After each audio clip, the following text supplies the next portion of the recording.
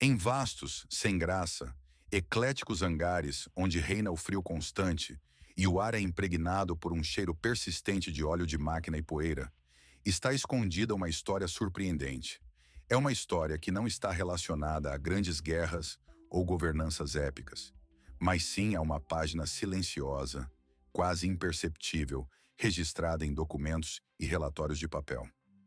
No coração da América, na cidade de Oklahoma City, guarda-se um arquivo que concentra essa crônica silenciosa. É aqui, nesses depósitos, que estão cuidadosamente empilhadas milhões de páginas. Relatórios de cada voo, cada inspeção, cada pequena falha que poderia ocorrer na trajetória das aeronaves. Este é um mundo de precisão estatística, previsibilidade e ordem. Nesse mundo, toda anomalia deve ter uma explicação clara e lógica, registrada nas instruções e manuais correspondentes. A probabilidade de, nesse vasto oceano de dados, algo realmente inexplicável acontecer é praticamente zero. O sistema foi criado para classificar, analisar e encerrar casos. Ele não tolera incertezas ou finais abertos. Tudo deve ter uma conclusão definitiva, uma explicação clara. E ainda assim, apesar de tanta disciplina, entre os inúmeros relatórios sobre colisões com pássaros, falhas mecânicas e outros incidentes, guarda-se um documento especial. Ele não está marcado com o selo de Top Secret, não está escondido em um cofre secreto ou em uma pasta lacrada. Está repousando tranquilamente em uma caixa de papelão comum, acessível a qualquer um que saiba o que procurar. O número desse caso é AC 1786. Para chegar a esse arquivo único, é preciso atravessar um labirinto de procedimentos burocráticos. Primeiro, enviar um pedido, preencher vários formulários, esperar semanas, às vezes meses. O arquivista, acostumado a atender solicitações de companhias de seguro ou pesquisadores de aviação, entregará sem grande interesse e com uma indiferença contida um carrinho carregado de caixas empoeiradas, com muitas etiquetas e inscrições. E é justamente dentro de uma dessas caixas, entre centenas de semelhantes, que se encontra a tal, com capa desbotada, papel amarelado, coberto por dados técnicos secos, tabelas, esquemas e a descrição do tipo de aeronave. Nesse arquivo, há o número do voo, a rota, as condições meteorológicas. Tudo padrão e familiar. Mas ao abrir e começar a ler a transcrição das comunicações entre a tripulação e o controle de tráfego aéreo, uma sensação de frio começa lentamente a percorrer o corpo. Primeiro, uma linguagem seca e profissional dos pilotos e controladores. Depois, uma mudança inesperada de tom. Surge confusão, preocupação e, no final, um medo evidente e mal disfarçado. As palavras escritas na página não coincidem com os números e esquemas ao redor. Elas descrevem um evento que, pelas leis da física e regras da aviação, simplesmente não poderia ter acontecido. Trata-se de uma descrição de um incidente que viola não apenas normas técnicas, mas também as leis da natureza. Antes de entrar no cerne deste caso, gostaria de pedir uma pequena ajuda. Seu apoio, na forma de atenção e interesse, é a melhor contribuição. Compreender este caso é importante, pois ele é uma anomalia no sistema, uma falha em uma matriz extremamente complexa. Este documento não oferece respostas definitivas. Ele levanta uma única questão principal. O que exatamente perseguia o Boeing 747 de carga quando ele se encontrou na escuridão gelada da noite polar em 22 de novembro de 1986? E por que toda a verdade sobre o ocorrido acabou sendo tão perigosa que precisou ser enterrada vivo sob camadas de mentira burocrática e segredo? Hoje tentaremos realizar nossa própria investigação deste caso. Abrir o arquivo, passo a passo, analisar cada linha, cada marca de radar, cada descrição técnica. Queremos entender o que realmente aconteceu, pois as autoridades oficiais ainda não tiveram coragem de levar o caso até o fim. Para compreender completamente a magnitude e o mistério do ocorrido, é importante primeiro imaginar a cena em que, mesmo hoje, meio século após seu primeiro voo, esse avião lendário continua a despertar admiração e reverência nas pessoas. Sua história não é apenas um relato de uma maravilha da engenharia, mas um verdadeiro testemunho do sonho americano, concretizado em metal e asas, além de um exemplo da genialidade e persistência dos engenheiros que o criaram.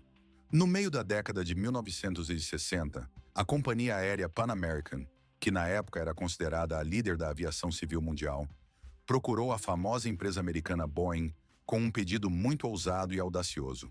Eles precisavam de um avião 2 vezes maior do que todas as máquinas existentes até então, além de possuir a capacidade de tornar os voos intercontinentais mais acessíveis à classe média. Muitos especialistas e peritos acreditavam que tal tarefa era praticamente impossível de ser realizada. No entanto, a equipe de engenheiros liderada pelo lendário Joe Sutter não se intimidou com o desafio. Eles começaram a criar uma peça única, que deveria se tornar o maior avião do mundo.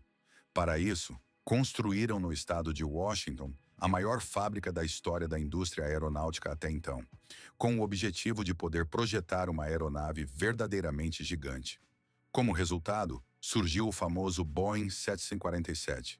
Sua estrutura incluía 4 motores Pratt & Whitney J9D, cada um com tamanhos e potências capazes de rivalizar com um carro pequeno.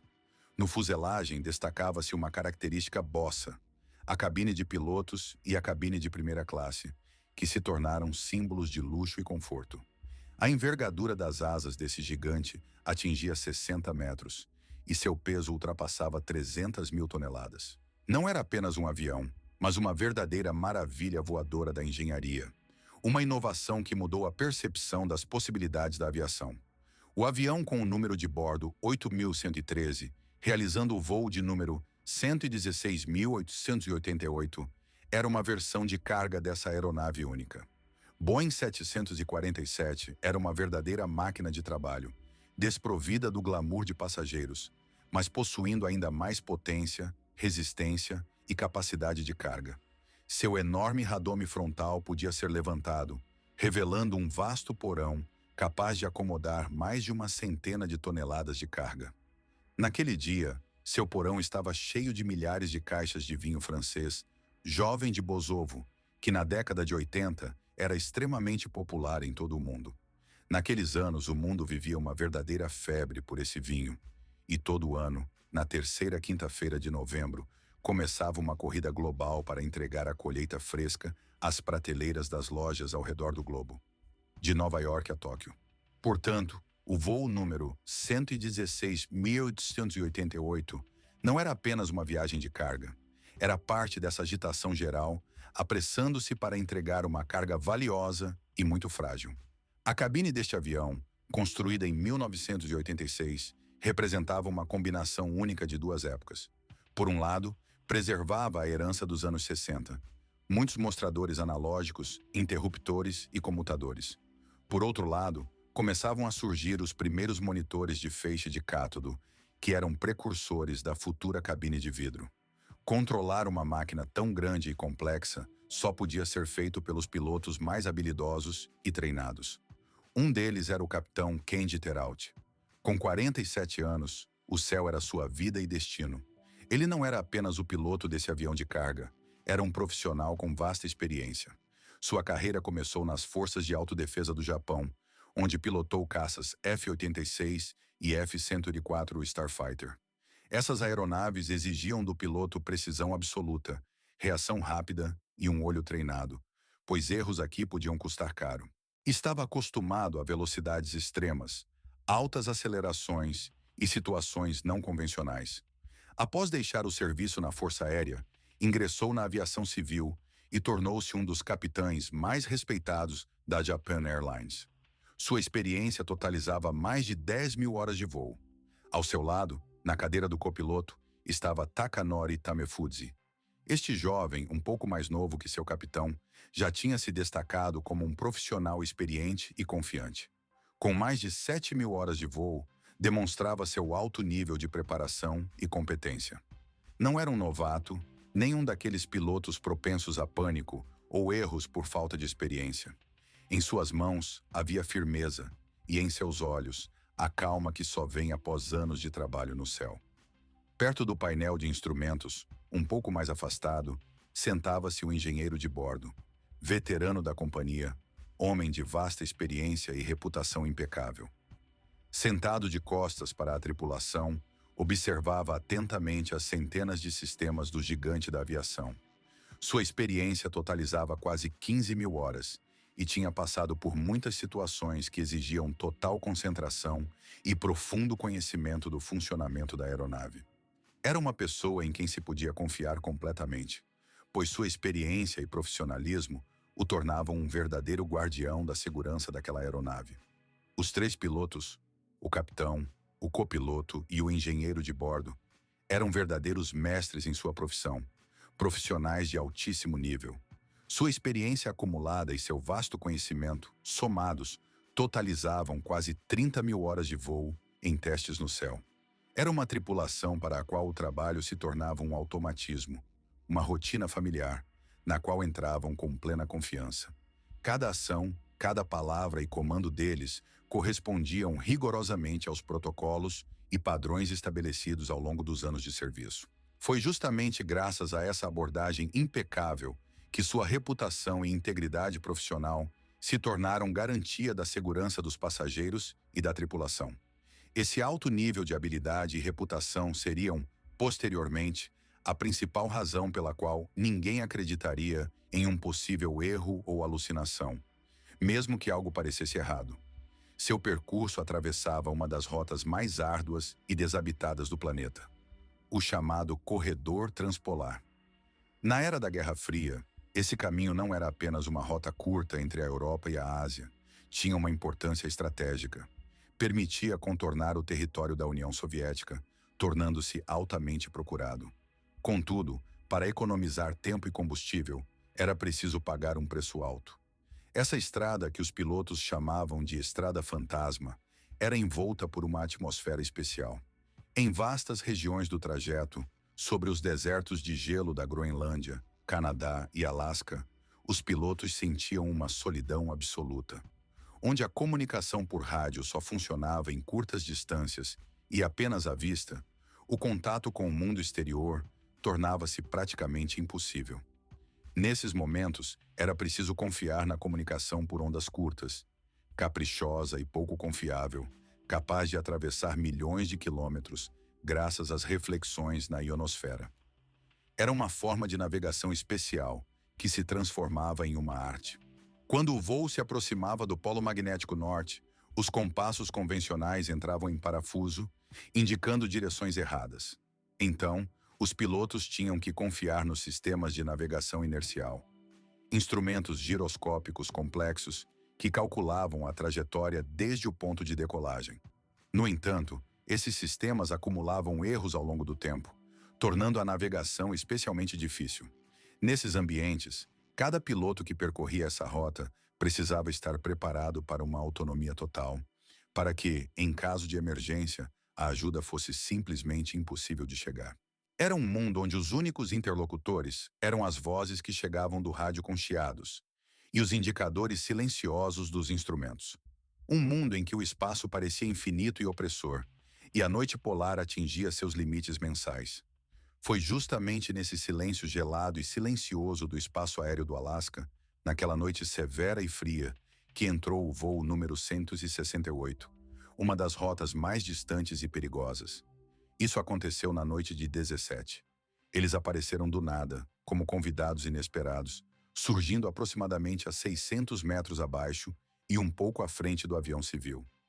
Nesse momento, quando parecia que tudo seguia normalmente, esses objetos não se aproximaram da aeronave, não tentaram impor sua vontade, não entraram em contato nem acenderam luzes de identificação.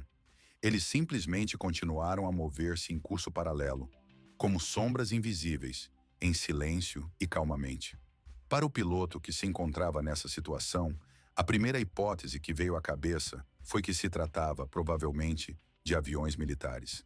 Nessa região, esses objetos não eram incomuns, e justamente por isso podiam aparecer de repente, despertando interesse e cautela. No entanto, em poucos instantes, algo em seu comportamento começou a gerar desconfiança.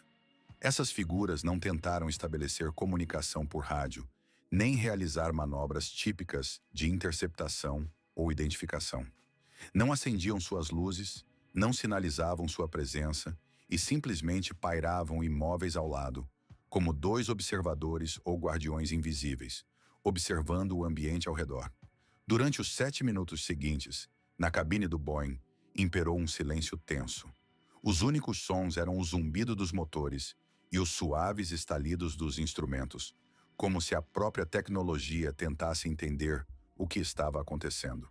A tripulação, incluindo o capitão, o segundo piloto e o mecânico de bordo, observava silenciosamente essas luzes estranhas, tentando encontrar uma explicação racional para sua presença. Talvez fossem as luzes de outra aeronave civil voando mais abaixo na rota? Mas então surge a dúvida. Por que os controladores de tráfego aéreo não viram esse objeto? Poderia ser um novo tipo de veículo aéreo não tripulado militar? Mas por que eles deveriam voar tão perto de um avião civil? Esses pensamentos passavam por cada um que estava ao leme.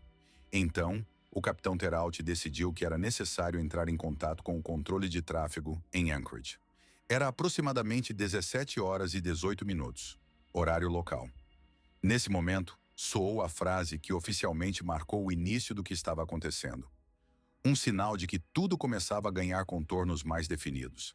Em resposta à solicitação da tripulação, o controlador disse: "Coy Center, aqui IAL 168. Solicito informações sobre o tráfego." Nesse momento, como posteriormente observou o capitão, sua voz soava calma, até com uma leve ironia, pois esperava ouvir uma explicação simples. Mas a resposta do solo soou como uma sentença que destruiu qualquer esperança de uma explicação sem nuvens. IAL 168, área limpa. Repetindo, sem tráfego. Essa resposta tornou-se um sinal de alerta real. Se o controlador não detecta outros aviões ou objetos, significa que esses estranhos objetos e figuras não possuem transponders ativos, que normalmente são usados por aeronaves para identificação. E isso indicava que a situação passava de estranha a potencialmente perigosa. Então, como por comando, esses objetos começaram a agir de forma ativa. Dois fogos que anteriormente pendiam à esquerda e um pouco abaixo, de repente, com uma velocidade impressionante, se reconfiguraram e ficaram exatamente na frente do avião, a uma distância de no máximo 1 quilômetro. Seus movimentos foram instantâneos, sem acelerações visíveis, sem sons altos ou rastros turbulentos. Pareciam desaparecer de um ponto do espaço e surgir imediatamente em outro, mudando de posição num piscar de olhos. Agora, a tripulação pôde observá-los com mais detalhes. Esses objetos já não pareciam apenas luzes. Eram dois veículos voadores idênticos. Em seus depoimentos posteriores, o capitão Teralt desenhará um esquema detalhado deles. Pareciam cilindros achatados ou quadrados com cantos suavemente arredondados. Segundo suas estimativas, o tamanho dessas estruturas era relativamente pequeno, comparável ao fuselagem de um jato de negócios de porte médio. No centro de cada um deles, havia uma fileira de bocais retangulares ou aberturas, de onde emanava uma luz pulsante, semelhante às luzes de uma guirlanda de Natal, que piscava e mudava de intensidade. Nas bordas desses objetos, havia chamas. Qualquer veículo aéreo, seja um avião, um helicóptero ou um foguete, opera de acordo com leis que governam o movimento no ar. As leis da inércia e da aerodinâmica. Para mudar sua direção ou velocidade, é preciso superar a resistência do ar, além de levar em conta a massa do próprio aparelho. Vamos imaginar um caça F-15, um dos mais conhecidos e orgulho da Força Aérea dos Estados Unidos da América. Esse avião está baseado em uma base aérea próxima, e seu peso é de cerca de 20 toneladas.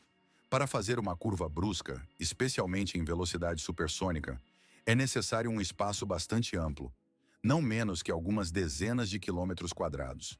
Nesses casos, o piloto enfrenta forças G extremamente intensas. Até 8, às vezes até 9 vezes, a pressão normal exercida sobre o corpo na Terra. Isso significa que seu organismo trabalha no limite das suas capacidades, e a estrutura do avião está literalmente à beira de uma ruptura.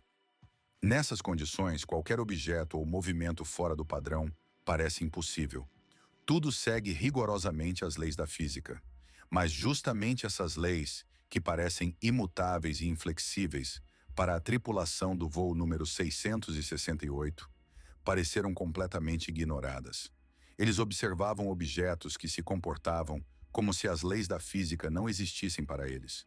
Essas figuras misteriosas realizavam manobras que a tecnologia moderna não consegue reproduzir. Faziam curvas de 90 graus, paravam instantaneamente a centenas de quilômetros por hora e retomavam o movimento com igual rapidez. Se uma pessoa estivesse dentro de um desses aparelhos, ela seria esmagada contra as paredes. E, se estivesse em uma estrutura feita com materiais conhecidos por nós, seria dilacerada por forças G incríveis. Para o capitão Teralt, ex-piloto de caça, tudo isso foi um verdadeiro choque. Ele não viu apenas um objeto não identificado. Ele confrontou uma tecnologia que parecia zombar de todo o seu conhecimento sobre voo e física. Após tudo isso, às 17 horas e 23 minutos, 5 minutos após esse balé aéreo impossível, o capitão Teralt voltou a estabelecer contato com o centro de comando de Anchorage. Em sua voz já não havia ironia, mas preocupação e tensão. Ele transmitiu: Anchorage, temos 2 objetos em nossa rota. Eles estão manobrando muito rapidamente. Por favor, verifiquem os radares militares. No centro de controle de voo em Anchorage, onde o despachante Dai Lloyd, que substituíra Carl Henke nesse posto, de repente sentiu arrepios na espinha. Ele trabalhava ali há muitos anos e já tinha visto de tudo, desde falhas hidráulicas até casos de congelamento e forte turbulência. Mas algo assim ele nunca tinha encontrado. Ele olhava repetidamente para o brilho verde de sua tela, e na tela havia apenas um ponto: a designação do voo 668, que teimosamente seguia sua trajetória programada. Então, ele entrou em contato com o Centro Operacional Regional da Força Aérea do Sinaloa, localizado na base aérea de Elmendorf, principal nó do sistema NORAD no Alasca. Se alguém tinha visto algo no céu, eram eles. A resposta chegou quase instantaneamente e se tornou a primeira confirmação objetiva das palavras da tripulação japonesa. O contato mencionado era chamado de primário, ou seja, era o primeiro sinal registrado. No sistema militar, um radar potente não apenas pensava que via um alvo, ele realmente recebia o sinal refletido. Isso significava que havia um objeto físico sólido perto do avião, um objeto sem transponder, ou seja, sem um dispositivo que pudesse identificá-lo. E esse objeto claramente não deveria estar naquele lugar. Nesse momento, toda a história deixou de ser apenas um relato do piloto. Ela se transformou em um fato documentado, respaldado por dados de fontes militares. Mas exatamente o que aconteceu a seguir não podia ser explicado de nenhuma maneira. 2 objetos pairando diante da proa do avião, de repente se acenderam com uma luz brilhante e ofuscante. Posteriormente, o capitão Nibo foi envolvido por uma luz intensa, que parecia se espalhar por todo o espaço, preenchendo-o com calor e um brilho suave. Dentro da cabine do avião, o painel de instrumentos brilhou ainda mais intensamente, como se estivesse sob o feitiço de alguma magia interior, e o piloto sentiu no rosto um calor semelhante ao de uma lareira numa noite de inverno, quando lá fora faz frio e neva forte. Essa sensação não foi por acaso. A fonte dessa luz estava bem diante dele. E só depois, ao se concentrar e olhar com mais atenção, ele percebeu de onde vinha esse brilho surpreendente. Diante de seus olhos, surgiram 2 pequenos aparelhos, que até então acompanhavam o avião e pareciam insignificantes. Eram apenas dispositivos de vigilância, meios avançados de observação. Mas seu papel verdadeiro era muito mais complexo. Das profundidades da escuridão polar, do abismo negro sem fundo do céu do norte, lentamente e silenciosamente, surgia a silhueta de algo muito grande e misterioso. Essa silhueta parecia tecida de noite, da parte mais escura e silenciosa do cosmos. Ela se revelava gradualmente, como se estivesse se estendendo lentamente a partir do abismo, criando a impressão de que dentro desse enorme objeto escondia-se algo incomparavelmente mais majestoso e antigo do que se poderia imaginar. A calma profissional do capitão Teralt, homem que acumulou mais de 10.000 horas de voo, passou por uma escola de pilotos militares e estava acostumado às situações mais extremas, desapareceu num instante. Sua voz interior, acostumada à tranquilidade e precisão, de repente se quebrou, e um grito de pânico saiu de sua boca. Na gravação da comunicação, ouve-se como sua voz, normalmente calma e contida, se descontrola e se transforma em um grito de pânico. Ele tenta explicar o que vê diante de si, mas as palavras parecem correr à frente do que está acontecendo, e ele tem dificuldade em encontrar as expressões certas.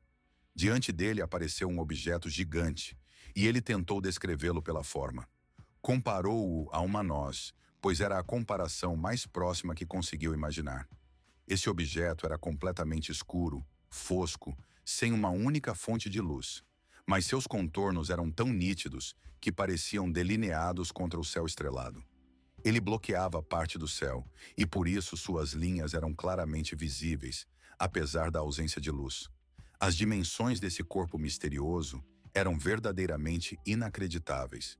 Segundo o capitão Teralt, ele tinha pelo menos o dobro do tamanho de um porta-aviões.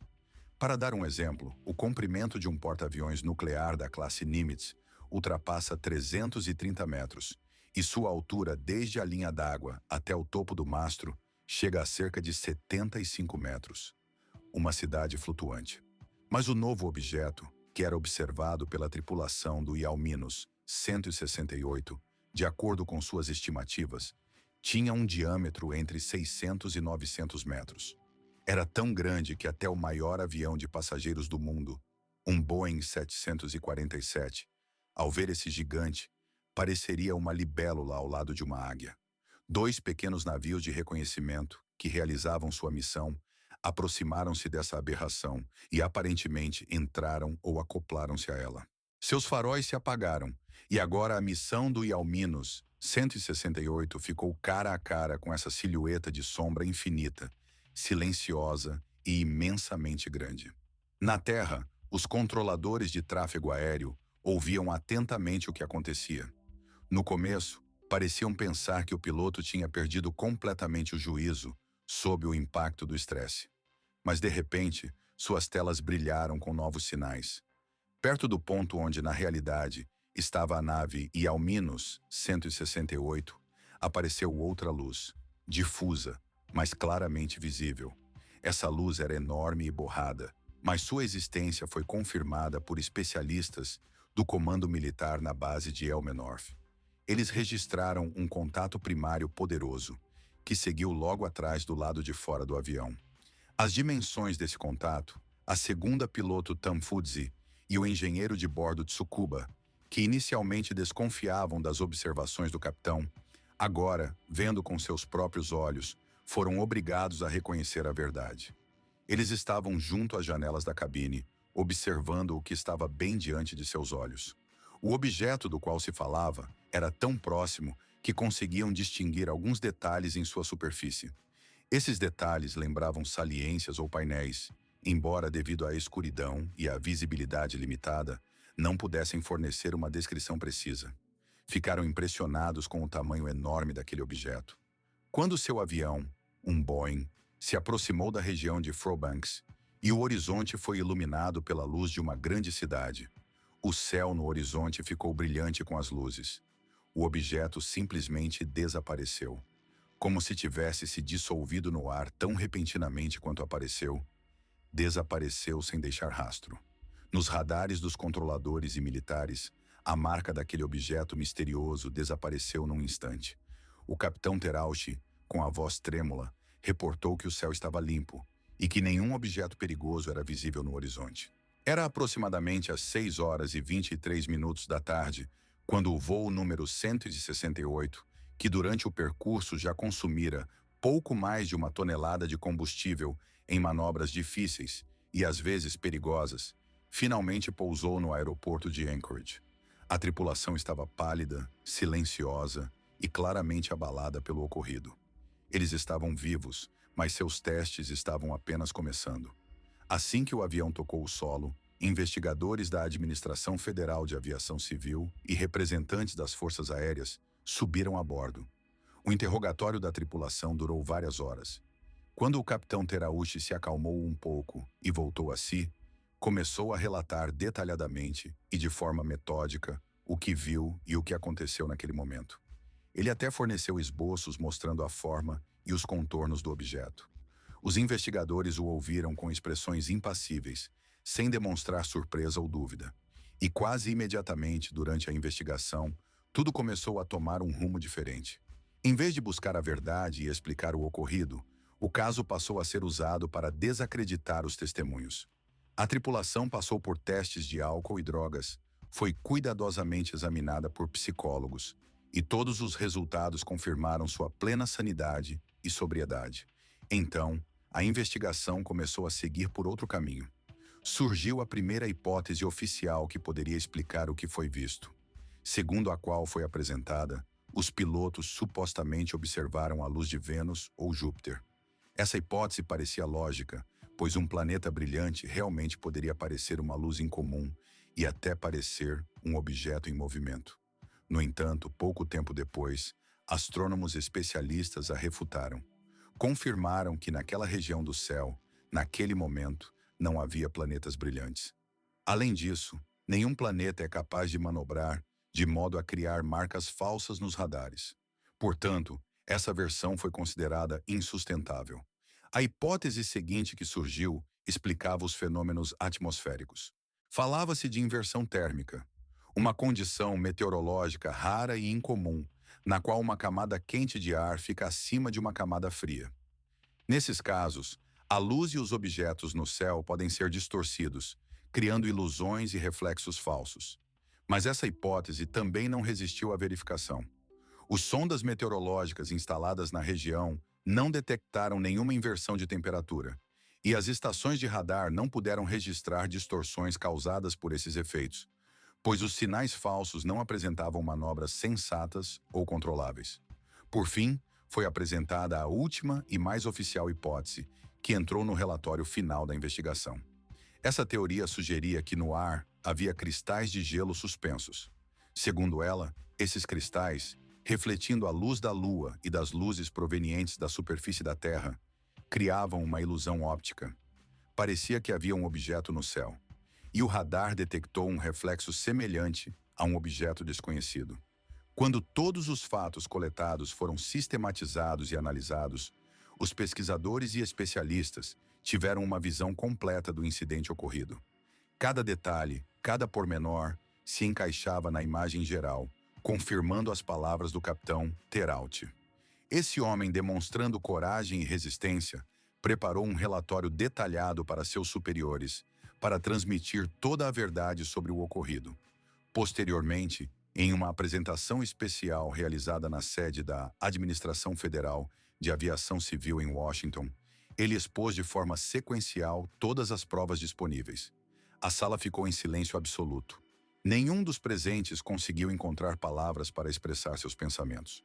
A história parecia inacreditável e quase fantástica, mas todos os materiais e testemunhos foram cuidadosamente documentados e confirmados. Alguns dias depois, segundo o relato do próprio Callahan, ele recebeu uma ligação de pessoas que se apresentaram como agentes de inteligência científica da equipe do presidente Reagan e agentes da CIA. Marcaram uma reunião em um centro tecnológico da Administração Federal de Aviação Civil. Lá, diante de especialistas e peritos, Callahan novamente apresentou todo o material e as provas coletadas, confirmando suas palavras. Após seu relatório, um dos presentes, vestido de terno rigoroso e com expressão séria, levantou-se e declarou: "Esse incidente nunca aconteceu. Nunca nos encontramos nem fizemos declarações a respeito. Estamos retirando todos os materiais e documentos relacionados a esse caso." Logo após, Callahan e sua equipe foram convidados a assinar um acordo de confidencialidade. Foram estritamente ordenados a esquecer o ocorrido, deixar tudo no passado e não divulgar nada sob nenhuma circunstância. A única coisa que conseguiu preservar foi esconder em seu escritório o relatório original e uma cópia da gravação de áudio, para manter como prova.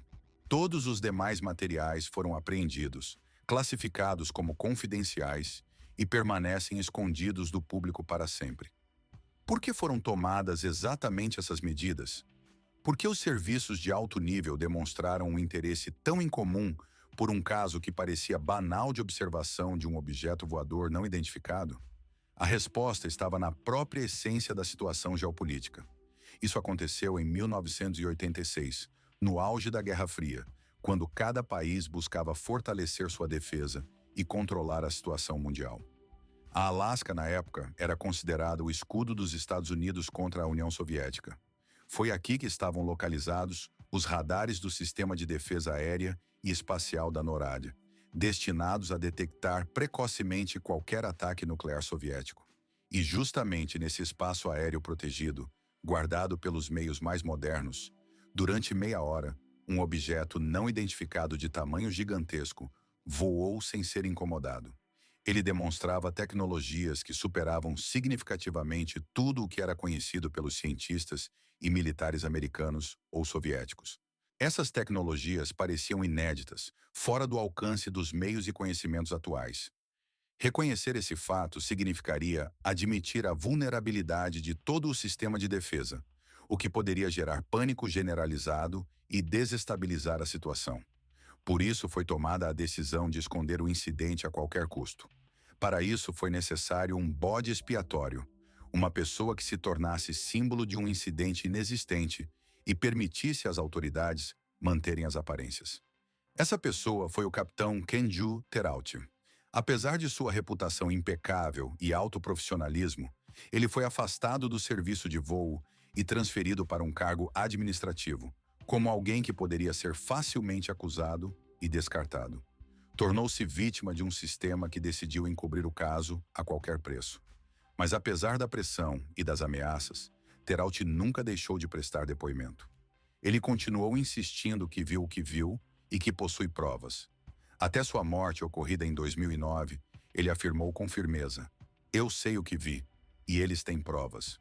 O incidente com o voo GL-168 não é apenas um caso de observação de objetos não identificados no céu.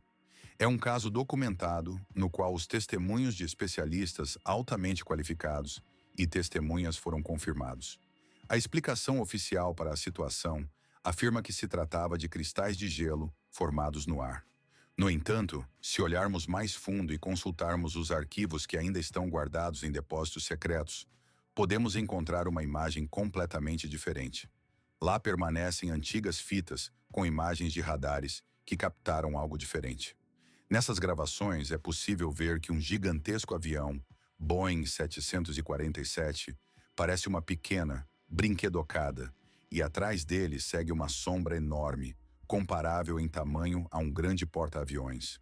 Enquanto esses arquivos permanecerem fechados e inacessíveis ao público, o mistério do enigmático voo número 168 continua sem solução.